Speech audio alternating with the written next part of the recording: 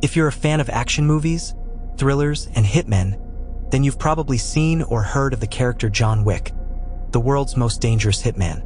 A man who fears nothing, never knows defeat or surrender.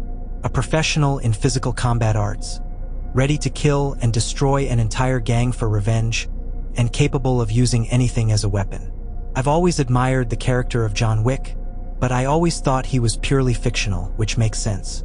I didn't believe someone could master various martial arts, have a passion for weapons, and possess a strong fighting instinct that enables them to use anything as a weapon except in fictional stories.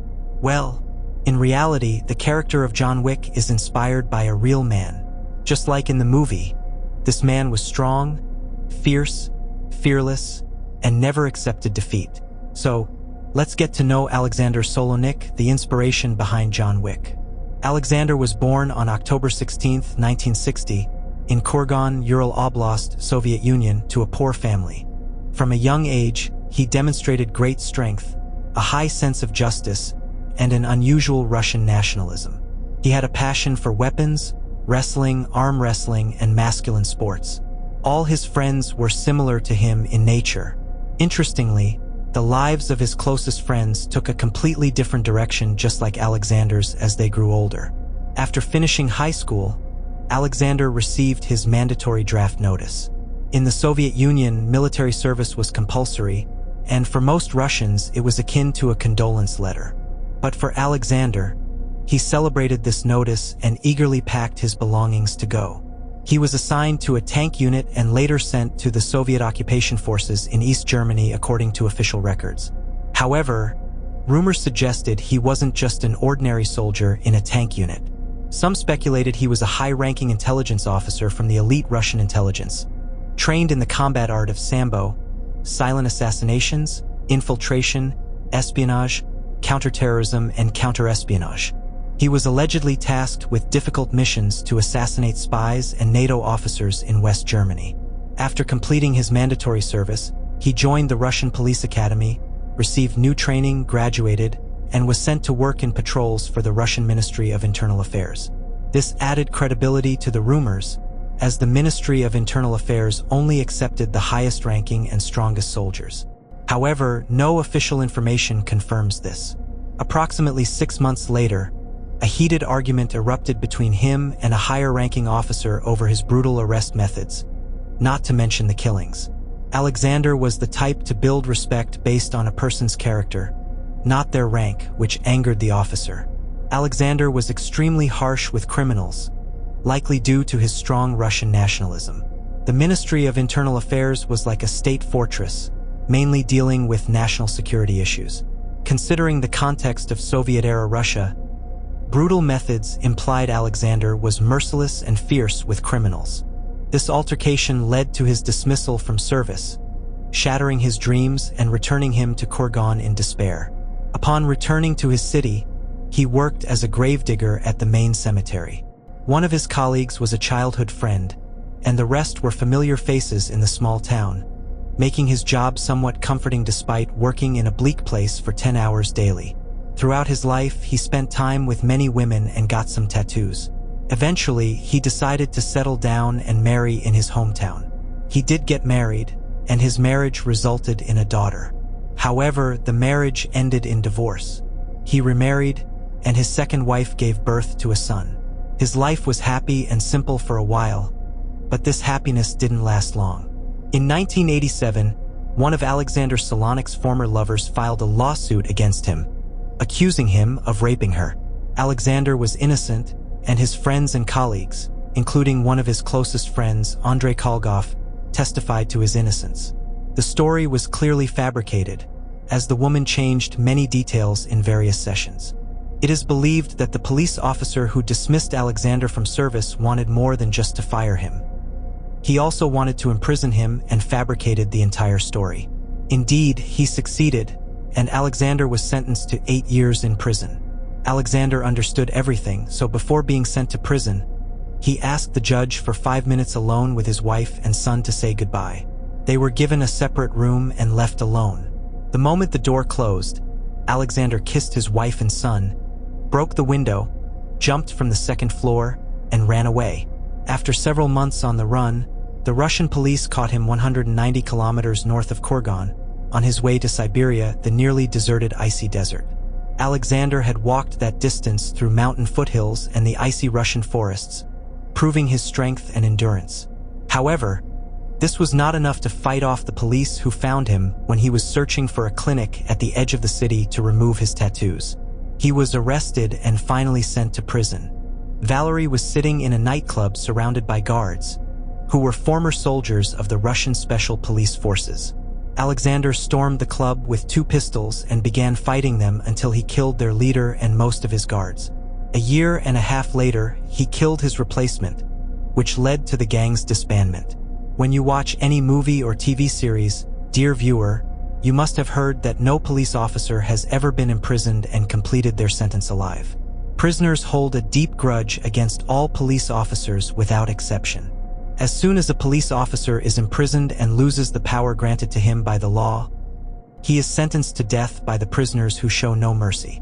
In reality, this detail is very accurate, especially in prisons that house criminals serving life sentences behind thick walls. At the beginning of Alexander's imprisonment, he spent 6 months in solitary confinement to protect him from being killed by the prisoners. However, later on, he was sent to perform hard labor.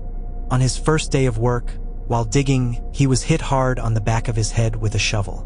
Once he regained his balance, he found himself surrounded by 12 prisoners, all armed with shovels and sharp picks, ready to kill him while the guards turned a blind eye.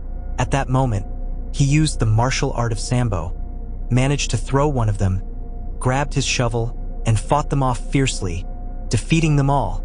Yes, he managed to defeat 12 armed men on his own, even though they ambushed him and he was unarmed. All the prisoners and some of the guards witnessed this incident, and from that moment on, no one dared to approach him or even look him in the eye. As he passed, everyone, including the guards who witnessed his feat of defeating 12 men alone, would clear the way for him. What is astonishing is that he wasn't a large man. In fact, he was shorter than the average Russian height. This means that half of the prisoners who attacked him were taller and bigger than him. After spending 2 years in prison, Alexander decided to escape and succeeded in doing so quietly and stealthily. He passed through several checkpoints and guard posts, using the espionage and stealth skills he had learned before.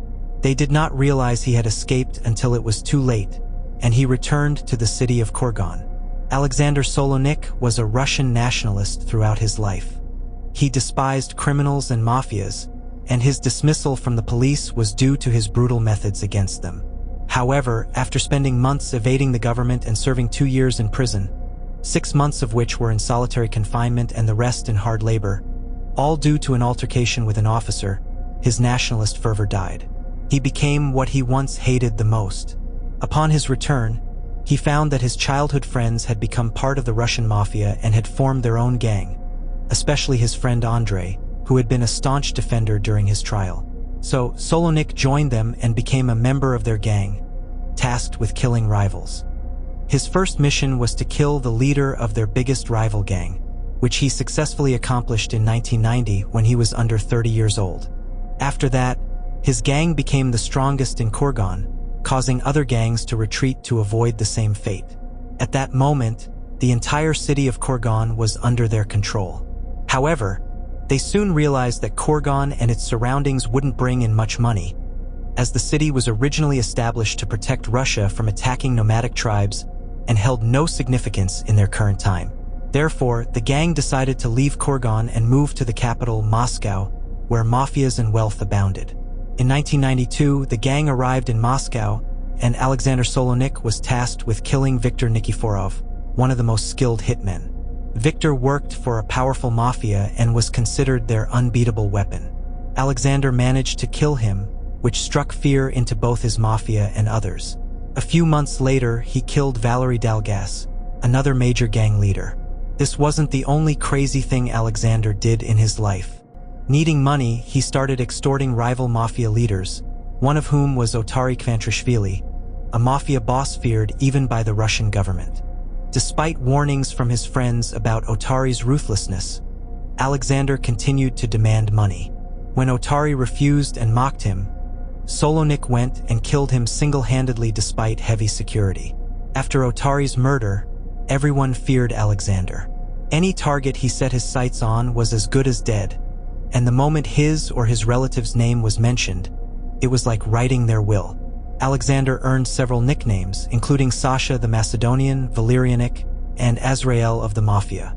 But the most significant title was Super Killer, which he earned for his undeniable skills. It didn't matter the place, time, or amount of security.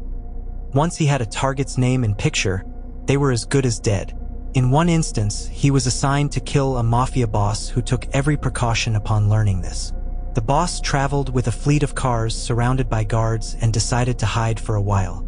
However, while on his way to his hideout, a bullet pierced his head, and his guards began to fall one by one. Alexander had discovered the boss's secret hideout, camped nearby, and waited until he showed up.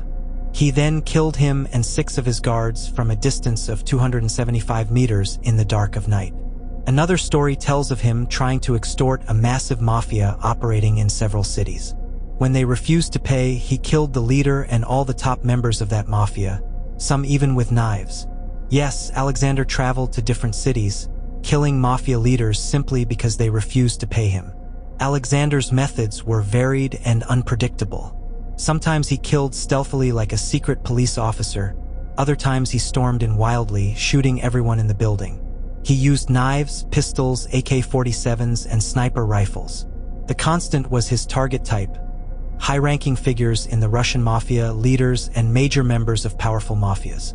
Even the Russian government feared them. The other constant was his success rate. He never failed a mission, no matter the number of men he faced. Over several years of his work, Alexander Solonik became a true terror. As soon as rival mafias knew that the Angel of Death was in the city, they would flee.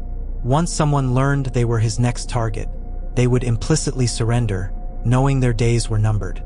It didn't matter how many guards they had or where they hid.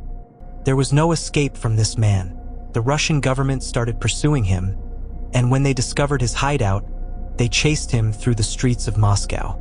He fled in his car, driving with one hand and using a machine pistol with the other, managing to kill 7 police officers in the chase before a bullet hit his kidney, causing him to bleed. Police officers said that Alexander deserved the titles he had been given. He drove at top speed while using a machine pistol with one hand, but the frightening part was that most of his shots hit the police. He could control this weapon with one arm as if it were a toy. Before he was sentenced to prison, he was sent to a detention center for treatment to heal his wound, where he stayed for half a year.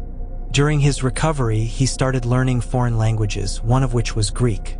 Being a Greek Orthodox, he had some background in the language from the prayers he recited. He decided to escape to Greece because the situation in Russia was tense, especially with the collapse of the Soviet Union, which marked the beginning of the decline of the Russian mafia and the rise of the Chechen and Tajik mafias. Once he recovered enough to escape, he fled with an officer working for the mafia. They escaped at night by hooking ropes over the wall, climbing and fleeing outside, where a car waited to take him to his next stop. Later, he went to the Greek capital, Athens, after faking his death to avoid being pursued by the Russian secret police. During his stay in Athens, Alexander underwent cosmetic surgery to change his appearance as a precaution. He then built a new mafia which had connections with the Italian, Russian, and Greek mafias. He was involved in many activities, the most important being the trafficking of Russian arms. His mafia consisted of 15 people he selected himself. He lived a dream life in Greece, with money, weapons, power, villas, cars, and women. One of these women was a former Miss Russia, whom he brought from Russia to Greece to spend some time with. This life suited a man like him, a man born into a poor, powerless family who within a few years became a terror to the most powerful Russian mafias. In January 1997, Alexander was tasked with killing the leader of an Italian mafia, and he was planning to carry it out. However, on January 31st of that year, the mission was not executed, marking the first time Alexander failed to complete a task. This raised suspicion, and the mafias knew something had happened to him. Within a few hours, the situation became clear. Alexander had met his end at the hands of a hitman hired by one of the Russian mafias seeking revenge. He was killed in one of his villas at the age of 36.